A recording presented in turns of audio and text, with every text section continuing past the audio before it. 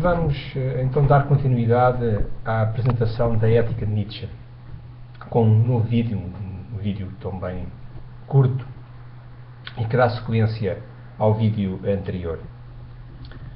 Ao contrário da tradição ética cristã, judaico-cristã, tão sublimemente traduzida na obra-prima de Santo Tomás de Aquino, Nietzsche valoriza o império das paixões, mas submete o controle das paixões ao exercício da vontade do poder e organiza as paixões em função da afirmação de uma força vital que valoriza o sexo, a força, o conflito, a excelência, a superação e a dominação. É por isso que Nietzsche acredita que o melhor que a humanidade criou e construiu foi obra de minorias aristocráticas e criativas, detentores de uma moral de senhores, por oposição às grandes massas, às multidões, que são portadoras de uma moral de escravos. O herói homérico e o príncipe das cidades italianas da Renascença encarnam, no entender de Friedrich Nietzsche, todas as qualidades que permitem a criação das grandes obras, porque a criatura superior é fruto da espiritualização da força e do poder e da dominação.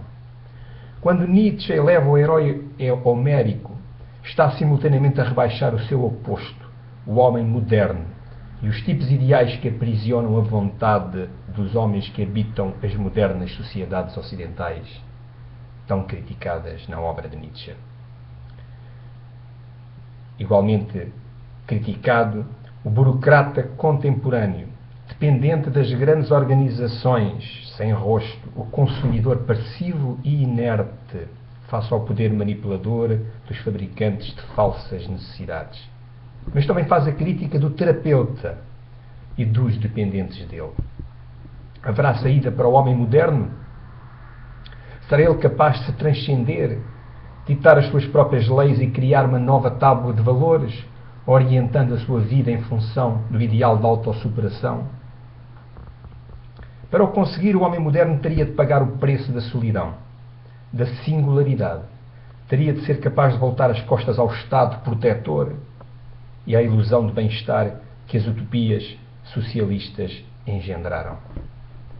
A impossibilidade de ensinar a alta cultura às multidões é bem evidenciada pelo papel desempenhado por Zaratustra na obra e no pensamento de Nietzsche, numa linguagem poética e profética também, um pouco à semelhança do Antigo Testamento, que ele tanto critica, sem qualquer respeito pela sequência temporal e em evidente sintonia com a sua teoria do eterno retorno.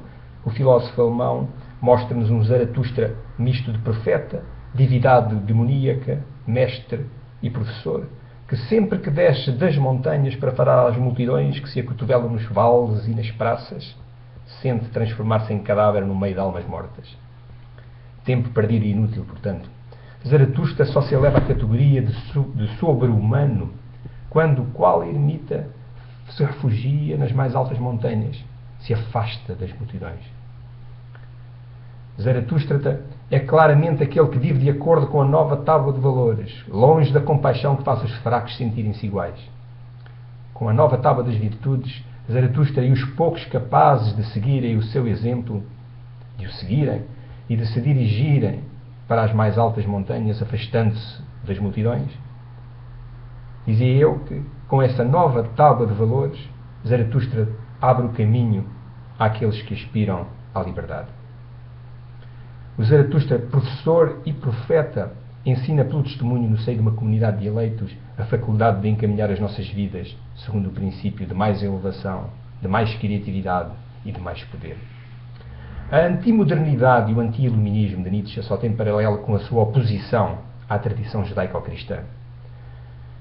Com a modernidade, fruto da vitória do iluminismo racionalista e enciclopedista dos séculos XVIII e XIX, nasceu a escola de massas e os ideais de igualdade e de fraternidade e de solidariedade que a escola pública estatal devia ser capaz de ajudar a cumprir, mas não cumpriu. Ora, a antimodernidade de Nietzsche rege-se por outros princípios. A crença na diferença entre os humanos, na hierarquia dos saberes, na existência de múltiplas e conflituantes vozes morais, na ausência de padrões objetivos para avaliar a verdade e o bem, e na impossibilidade de criar consensos entre as várias comunidades comunicacionais. Esta recusa do humanismo que o iluminismo enciclopedista fez seu é apenas o reconhecimento da pequenez e da inutilidade do homem com que abre de forma magistral o ensaio acerca da verdade e da mentira no sentido extramoral, escrito no verão de 1873. Vale a pena aqui incluir uma extensa citação e concluir, portanto, este meu vídeo da apresentação da ética nietzschiana. E passo a citar. Num certo canto remoto do universo cintilante, vertido em incontáveis sistemas solares, havia uma vez um astro onde animais inteligentes inventaram o conhecimento. Foi o minuto mais soberbo e hipócrita da história mundial, mas foi apenas um minuto. Depois de a natureza ter respirado umas poucas vezes, o astro enregelou e os animais inteligentes tiveram de morrer. Assim, alguém poderia inventar uma fábula como esta e, no entanto, não ficaria suficientemente esclarecido quão estimava, quão obscuro e fugidio, quão desprovido de finalidade e arbitrário se apresenta o intelecto humano no interior da natureza. Eternidade houve em que ele não existia. Quando ele tiver de novo desaparecido, nada se terá alterado, pois para este intelecto não há outra missão que transcenda a vida humana. Antes, pelo contrário, ele é humano e só o seu dono e progenitor o encara tão pateticamente como se ele fosse o eixo à volta do qual gira o mundo. Mas, se nós conseguíssemos comunicar com um mosquito, saberíamos que também ele paira neste ambiente com a mesma presunção e se sente como centro voador deste mundo. Fim de citação.